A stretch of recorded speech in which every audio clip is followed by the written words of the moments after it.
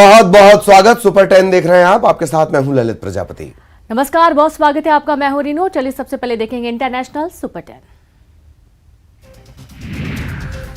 उत्तर Korea के नेता Kim Jong ने अमेरिका पर निशाना साधा। किम जोंग ने कहा कि अमेरिका दक्षिण कोरिया और जापान के साथ सहयोग मजबूत करने के बहाने नेटो का एशियाई संस्करण तैयार कर रहा है। सरकारी Korean agency central news agency ने किम जोंग उन के हवाले से वर्कर्स पार्टी ऑफ कोरिया की पूर्ण बैठक पर एक रिपोर्ट में कहा कि साल 2022 में अमेरिका ने लगातार तैनाती के स्तर पर दक्षिण कोरिया में विभिन्न परमाणु हमले के साधन तैनात किए, जिससे डेमोक्रेटिक पीपुल्स रिपब्लिक ऑफ सैन्य पर काफी दबाव बढ़ा है। अफ्रीकी देश युगांडा के कपाला में सिटी शॉपिंग मॉल के पास नए साल के जश्न के दौरान भगदड़ मच गई और इस हादसे में 9 लोगों की मौत हो गई, जबकि कई लोग घायल हो गए। कंपाला पुलिस के एक अधिकारी ने बताया कि जश्न खत्म होने के बाद भगदड़ मच गई, जिससे 5 लोगों की तत्काल मौत हो गई और कई अन्य घायल हो गए। अस्पताल में इलाज के दौरान 4 और घायलों ने दम तोड़ दिया। लेबनान के सलाटा शहर से लगे समुद्र तट के पास अवैध प्रवासियों को ले जा रहा एक जहाज डूब गया। इसमें 2 प्रवासियों की मौत हो गई। लेबनान की सेना ने रेस्क्यू अभियान चलाकर जहाज पर सवार 232 लोगों को सुरक्षित बचा लिया। सेना से मिले बयान के मुताबिक यह अभियान लेबनान की सेना ने लेबनान में मौजूद संयुक्त राष्ट्र के तैनात जवानों के साथ मिलकर चलाया। अफगानिस्तान की राजधानी काबुल में नए साल के जश्न के बीच एक बड़ी घटना घट गई। यहां के सैन हवाई अड्डे पर भीषण धमाका हुआ और इस धमाके में 10 लोगों की मौत हो गई, जबकि 8 लोग गंभीर रूप से घायल हो गए। यूक्रेन के राष्ट्रपति व्लादिमीर ज़ेलेंस्की ने इजरायल के प्रधानमंत्री बेंजामिन नेतन्याहू के फिलिस्तीनी इलाके के कब्जे पर संयुक्त राष्ट्र महासभा के प्रस्ताव के खिलाफ मतदान करने की अपील को खारिज कर दिया। यूक्रेन को हथियारों की आपूर्ति के लिए इजरायल से सहमति नहीं मिली थी। रिपोर्ट के मुताबिक नेतन्याहू और ज़ेलेंस्की के बीच शुक्रवार शाम को टेलीफोन पर बातचीत भी हुई थी। इजरायल ने यूक्रेन से फलस्तीनी इलाके के कब्जे पर कानूनी राय जारी करने के लिए एक अंतर्राष्ट्रीय अदालत के प्रस्ताव का विरोध करने के लिए कहा। पाकिस्तान की सेना ने देश के उत्तर पश्चिम खैबर पख्तूनख्वा प्रांत के बन्नू जिले में एक अभियान चलाकर 4 आतंकियों को मार गिराया और इस कार्रवाई में सेना का एक जवान भी शहीद हो गया। मोरक्को ने चीन से आने वाले सभी यात्रियों के देश में प्रवेश पर प्रतिबंध लगा दिया है। विदेश मंत्रालय ने यह जानकारी दी है। मंत्रालय ने एक बयान में कहा कि चीन में कोविड-19 से संबंधित स्वास्थ्य स्थिति और चीन के लोगों के साथ नियमित और सीधे संपर्क और मोरक्को में कोरोना की एक नई लहर से बचने के लिए अधिकारियों ने पीपल्स रिपब्लिक ऑफ चाइना से आने वाले सभी यात्रियों के मोरक्को में प्रवेश पर रोक लगाने का फैसला किया है। यूक्रेन में लुहांस्क क्षेत्र के पेरवो माइक्स शहर के एक अस्पताल में यूक्रेन के सैनिकों द्वारा की गई गोलीबारी में कम से कम 6 लोगों की मौत हो गई और यह जानकारी अस्पताल के उप मुख्य चिकित्सक तात्याना कोवालेवा ने दी है। उन्होंने कहा कि मृतकों की संख्या कम से कम 6 लोगों की है। हम अब मलबे को साफ कर रहे हैं और इसलिए यह संख्या बढ़ सकती है। यूक्रेन के किरोवाद, पोल्टावा, चरकासी और खार्किव इलाके में स्थानीय समय के मुताबिक आधी रात के बाद हवाई हमले के सायरन बजाए गए। यूक्रेन के डिजिटल परिवर्तन मंत्रालय के हवाई हमले के आंकड़े के मुताबिक यह जानकारी दी गई है। मंत्रालय के ऑनलाइन मैप में दिखाया गया कि शनिवार रात लगभग 9:11 पर चेतावनी जारी की गई थी। उत्तर कोरिया ने रविवार को जापान सागर की ओर 2023 में पहली कम दूरी के बैलिस्टिक मिसाइल का परीक्षण किया। योनहाप समाचार एजेंसी ने दक्षिण कोरिया की सेना के हवाले से यह रिपोर्ट दी और इससे पहले दिन जापान के रक्षा मंत्रालय ने कहा कि उत्तर कोरिया ने जापान सागर की ओर कम दूरी की 3 बैलिस्टिक मिसाइलों का परीक्षण किया। मिसाइलों ने 350 किलोमीटर की दूरी से उड़ान भरी, जो 100 किलोमीटर की अधिकतम ऊंचाई तक पहुंच गई। और अब नेशनल सुपर 10। दिल्ली में एक 20 साल की लड़की की दर्दनाक मौत हो गई। साल के पहले ही दिन राजधानी के कंझावला इलाके में सुबह करीब 3 बजे कार सवार कुछ युवकों ने एक लड़की को टक्कर मार दी और उसके बाद लड़की को करीब 4 किलोमीटर तक सड़क पर घसीटा। इससे उसकी मौके पर मौत हो गई। पुलिस ने मामले में 5 लड़कों को गिरफ्तार किया। सभी से पूछताछ जारी है। राजस्थान के सीकर में भीषण सड़क हादसा हुआ। एक बेकाबू पिकअप बाइक को टक्कर मारने के बाद सामने से आ रहे बोरिंग मशीन के ट्रक से भिड़ गई। हादसे में 10 लोगों की मौत हो गई है, 6 लोग गंभीर रूप से घायल हैं। सभी को अस्पताल में भर्ती करवा दिया गया है, इलाज जारी है। पिकअप में सवार लोग जयपुर के सामोद इलाके के रहने वाले थे और खंडेला में गणेश दर्शन के लिए आए हुए थे। नए साल के मौके पर एशिया के 2 चिर प्रतिद्वंदी राष्ट्रों के बीच एक दूसरे के परमाणु ठिकानों की लिस्ट आपस में शेयर की गई और इन 2 देशों में एक भारत है और दूसरा पाकिस्तान। इससे पहले दोनों देशों ने एक दूसरे की जेलों में बंद नागरिकों और मछुआरों की लिस्ट भी एक दूसरे को सौंपी है। नए साल के पहले दिन भारत में शाम 6:30 बजे फिर भूकंप आया। इस बार लद्दाख की धरती थर्रा उठी। भूकंप का केंद्र कारगिल से 250 किलोमीटर की दूरी पर था। नेशनल सेंटर फॉर सिस्मोलॉजी की तरफ से बताया गया कि रिक्टर स्केल पर भूकंप की तीव्रता 4.6 थी। हालांकि किसी तरह के जानमाल के नुकसान की खबर नहीं है।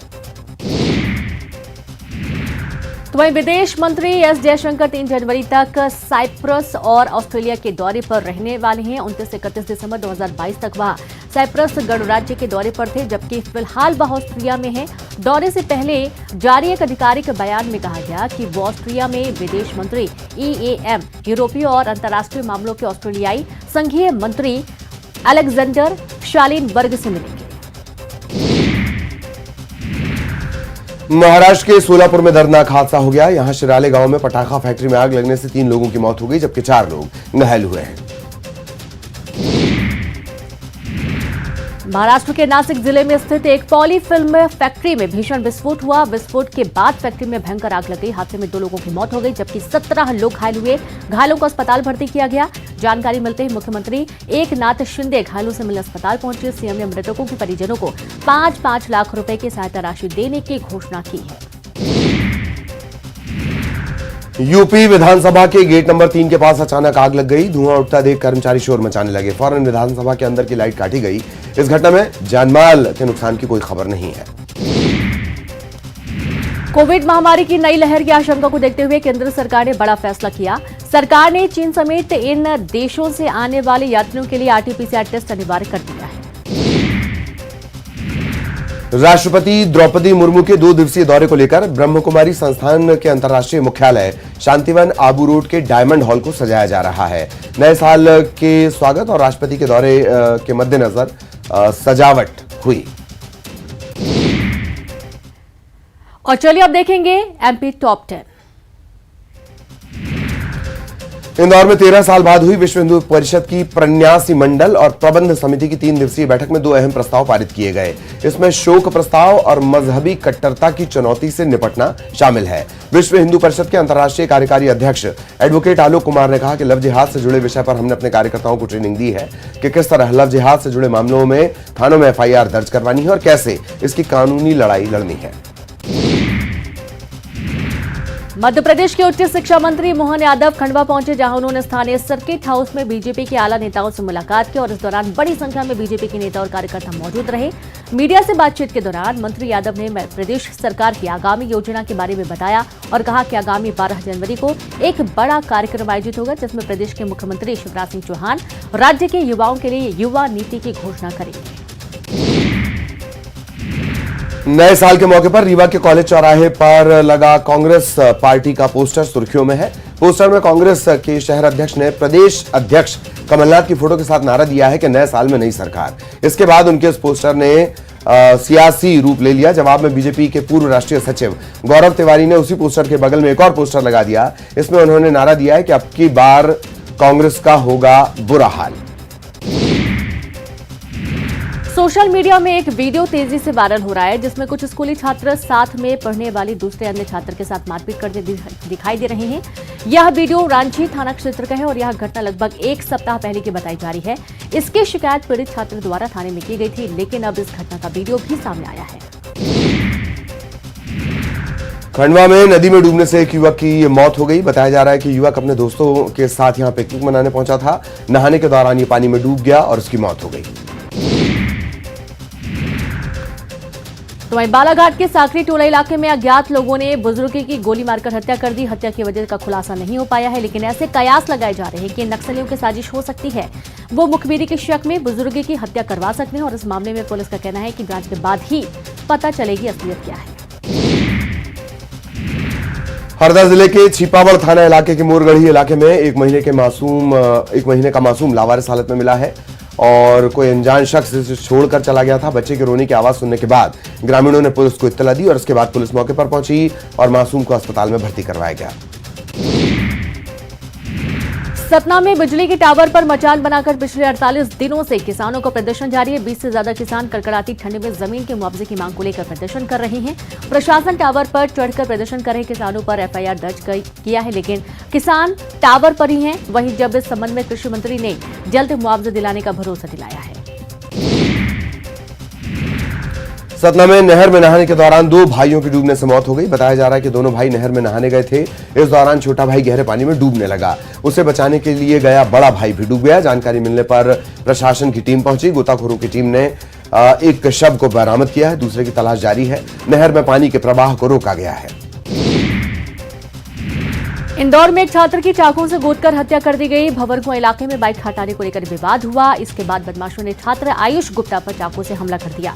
गले पर भी चाकू से वार किए गए। 22 साल का आयुष गुप्ता शिवपुरी की करेरा का रहने वाला है। हत्या की पूरी वारदात सीसीटीवी में कैद हुई। और अब छत्तीसगढ़ टॉप 10। आज से छत्तीसगढ़ विधानसभा का शीतकालीन सत्र शुरू होगा, जो 6 जनवरी तक चलेगा। सरकार एक तरफ शीतकालीन सत्र की तैयारी में जुटी है और दूसरी ओर विपक्षी दल भाजपा ने चुनावी वर्ष में होने जा रहे इस सत्र में सरकार को घेरने की रणनीति बनाई। आरक्षण संशोधन विधेयक और जनहित मुद्दों पर सत्र के हंगामेदार रहने के आसार है। शीतकालीन सत्र को लेकर पीसीसी चीफ मोहन मरकाम ने बड़ा बयान दिया। मरकाम ने कहा कि सत्र को लेकर सरकार ने तैयारी कर ली है। विपक्ष के हर मुद्दे पर चर्चा करने के लिए सरकार तैयार है। विपक्ष चाहे ध्यानाकर्षण लाए या स्थगन प्रस्ताव, सरकार हर हमले का जवाब देने को तैयार है। विधानसभा के मानसून सत्र को लेकर बीजेपी विधायक दल की बैठक हुई, जिसमें सदन में सरकार को घेरने की रणनीति बनी। बीजेपी विधानसभा में कानून व्यवस्था, किसानों की समस्याओं के मामले को लेकर स्थगन प्रस्ताव लाएगी। अधिकारियों कर्मचारियों के नियमितीकरण का मामला सदन में उठाने का फैसला लिया गया। आरक्षण विधेयक पर लगातार सियासत जारी है। कांग्रेस ने ट्वीट कर राजभवन पर निशाना साधा। कांग्रेस ने ट्वीट किया है कि बीजेपी ऑफिस के बाहर लगे पोस्टर पर भी सवाल उठाए गए। ये भी कहा गया कि जनता ये सवाल पूछ रही है कि क्या बीजेपी ऑफिस राजभवन का संचालन केंद्र बन गया है।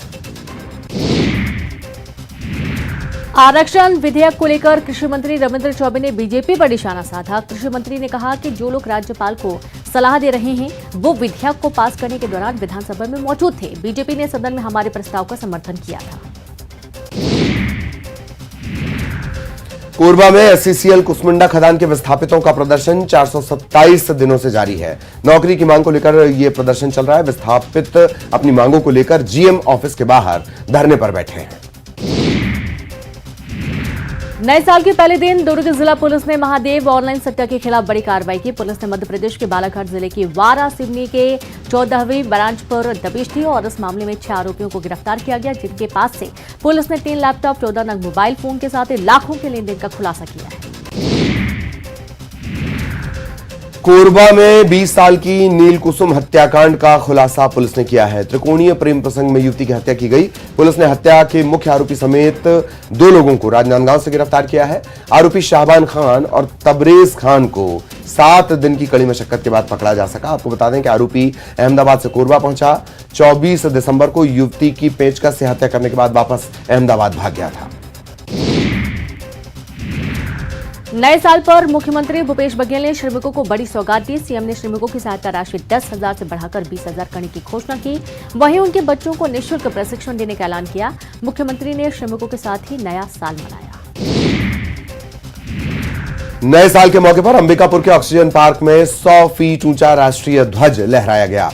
स्वास्थ्य मंत्री टीएस सिंहदेव ने शहरवासियों को यह सौगात दी है। उन्होंने कहा कि शहर में जगहों का चयन नहीं हो पा रहा है, लेकिन वन विभाग ने ऑक्सीजन पार्क में जगह दी और इसी वजह से यहां लगाया गया। इसकी देखरेख का जिम्मा भी वन विभाग के पास होगा। और चलिए अब देखेंगे स्पोर्ट्स सुपर 10।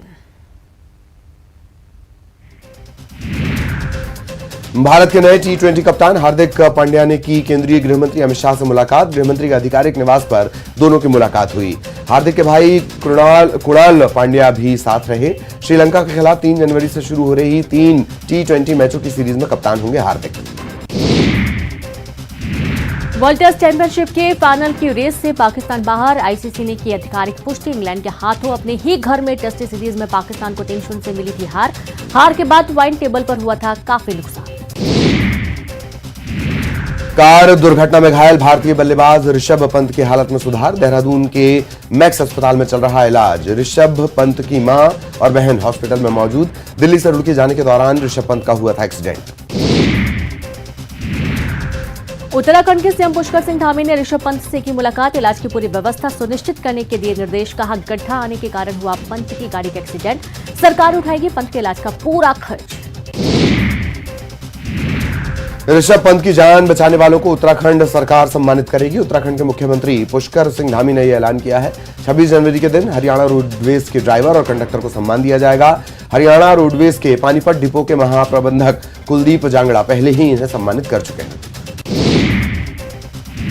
साउथ अफ्रीका के खिलाफ सिडनी टेस्ट के लिए ऑस्ट्रेलिया की 14 सदस्यीय टीम का ऐलान। टीम में मैथ्यू रेनेशॉ और एस्टर्न एगर को मिली जगह। एगर 5 साल बाद कर रहे टेस्ट टीम में वापसी। दोनों देशों के बीच 4 जनवरी से खेला जाना है टेस्ट मैच। 3 टेस्ट मैचों की सीरीज में कंगारू टीम 2-0 से आगे।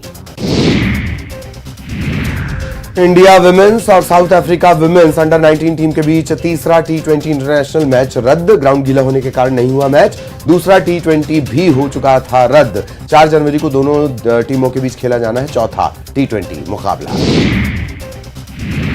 इंग्लैंड के तेज गेंदबाज जोफ्रा आर्चर 2023 में वापसी के लिए तैयार। ट्विटर पर की अपनी वापसी की घोषणा। कोहनी और पीठ के निचले हिस्से में चोट के कारण पिछले लंबे समय से बाहर हैं आर्चर। दक्षिण अफ्रीका के खिलाफ 27 जनवरी से शुरू होने वाली वनडे श्रृंखला में लेंगे हिस्सा। हरियाणा के खेल मंत्री संदीप सिंह ने अपने पद से इस्तीफा दिया। मुख्यमंत्री मनोहर लाल खट्टर को सौंपा इस्तीफा। एक जूनियर महिला कोच ने लगाया था यौन उत्पीड़न का आरोप। महिला कोच के आरोपों को मंत्री ने बताया बेबुनियाद। मामले की पड़ताल जारी।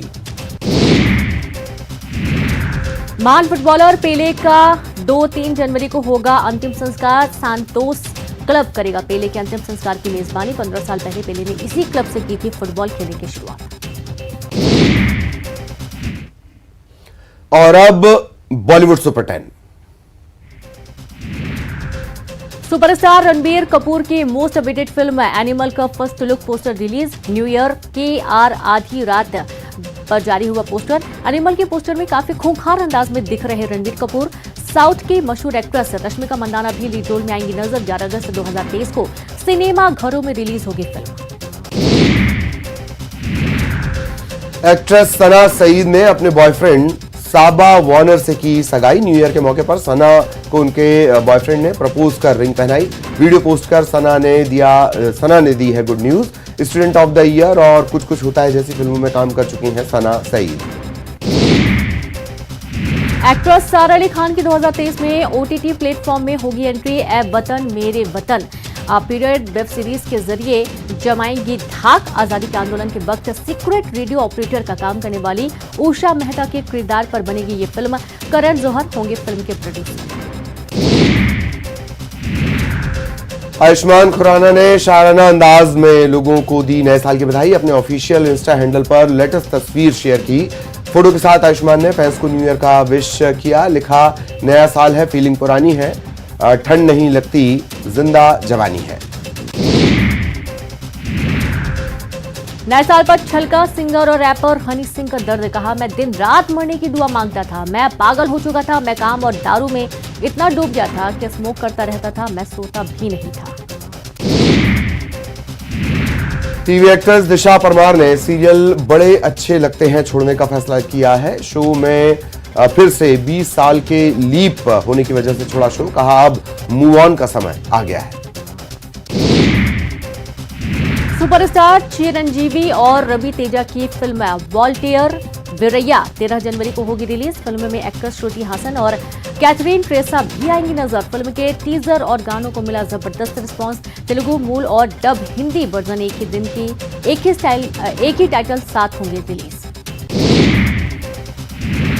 सलमान खान अपनी आने वाली फिल्म टाइगर 3 के आखिरी शेड्यूल की शूटिंग फरवरी 2023 में करेंगे। यशराज बैनर के तले बन रही फिल्म टाइगर 3 में सलमान खान और कैटरीना की अहम भूमिका है। इमरान हाशमी इस फिल्म में खलनायक के किरदार में नजर आएंगे। टाइगर 3 की शूटिंग दोबारा शुरू होने वाली है। बॉलीवुड अभिनेत्री अनन्या पांडे ने सोशल मीडिया पर अपनी वेकेशन की तस्वीरें शेयर की। अनन्या पांडे ने न्यू ईयर के चंद घंटों पहले अपनी वेकेशन की तस्वीरें सोशल मीडिया पर शेयर की, जिसमें वह समुद्र किनारे मस्ती करती हुई दिखाई दी।